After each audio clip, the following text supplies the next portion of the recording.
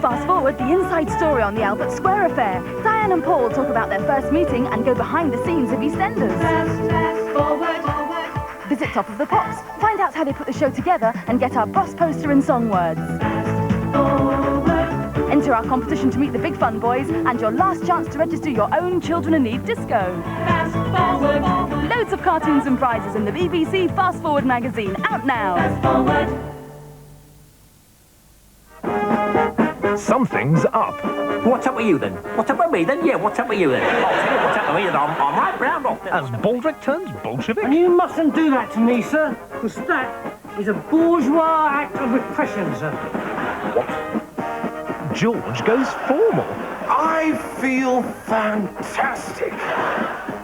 And Blackadder goes forth.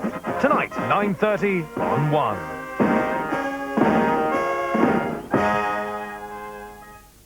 Les Dawson sheds tears aplenty in half an hour when he gives away the last of his blankety-blank checkbooks and pens, for the time being anyway. First, here comes the bride, or does she?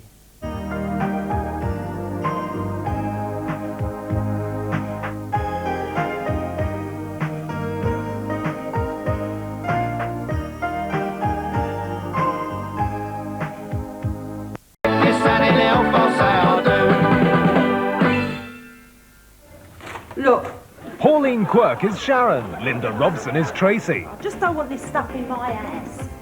Oh, they're nothing. Everything else in the front room needs batteries. They are Birds of a Feather, Monday at 8:30 on 1. Oh, I am tempted.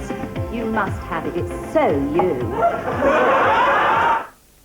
Leslie Nielsen of the Crack Police Squad goes undercover on BBC2 Wales shortly as a nightclub artist to investigate the dirty deeds of a drugs ring. Heaven help us. The comedy here in half an hour is led from the rear by Captain Blackadder, who puts Plan C major...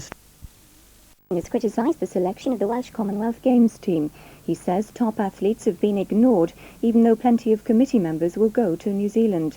But team manager Martin John says they've selected the best people and are taking the bare minimum of officials. And that's it from us until 11:50.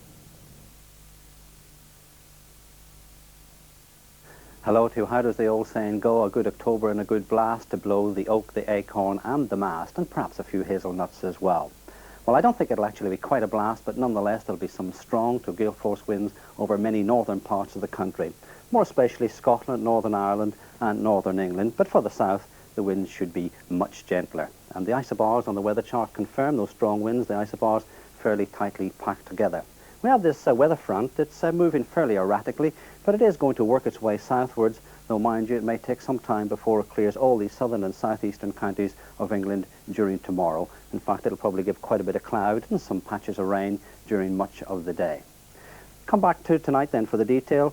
The thicker cloud and more persistent rain pushing southwards, most of it fairly light, though there could be the odd heavier burst here and there, and some mist and fog, especially on the hills. Further north, one or two clear slots. Some showers coming into Northern Ireland, western and northern Scotland, some of hail, and there could even be some sleet up in the hills, and those gale force winds in many parts of northern Scotland. And feeling fairly cold there tonight too. The temperatures around about 5 or 6, 41 degrees Fahrenheit, much milder in the south, around about 11 or 12. Tomorrow, splitting the country in two from the Midlands northwards, sunny intervals and showers, some of them quite heavy, some of sleet in the hills again, some hail, perhaps even the odd rumble of thunder as well. The southern part, well, fairly cloudy to start with some rain, and it could be the odd heavier burst of rain trundling across these southernmost counties. But during the afternoon, we'll see brighter weather coming in from the west into the southwest Wales, the Midlands, but it may not be well into the afternoon or evening that we see this clearance get into East Anglia and the rest of the southeastern counties of England.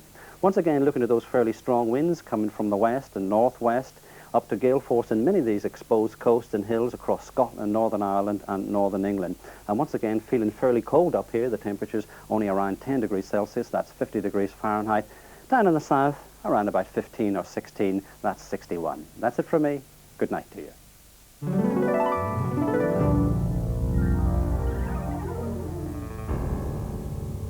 Cardiff, the home side, have a proud record against touring sides, so with the New Zealanders on the warpath, a real battle royal was promised. 1953, the last time Cardiff beat the All Blacks. Can history be repeated this weekend? In Grandstand this Saturday, BBC Wales brings you live coverage of the first of the New Zealand tour matches against Cardiff at the Arms Park. Then in Wales on Saturday, 5:10, as well as a roundup of all the day's major sporting events, the featured match will be highlights of that clash between Cardiff and the Men in Black. The All Blacks in Wales follow their progress with us beginning on Saturday here on BBC1 Wales. On BBC2 Wales Now, you'll find a revealing portrait of one of Westminster's roughest, toughest political infighters, who once said of his approach, well, someone has to do it. He's Dennis Healey, the man who did the dirty work. Here in half an hour, the infighting will be around the conference question time table, where Peter Sisson's guests will be Rosie Barnes, John Biffin, Gerald Kaufman and Cecil Parkinson. That's in 30 minutes. But first on BBC1 Wales, a man, a soldier, a politician? Not likely.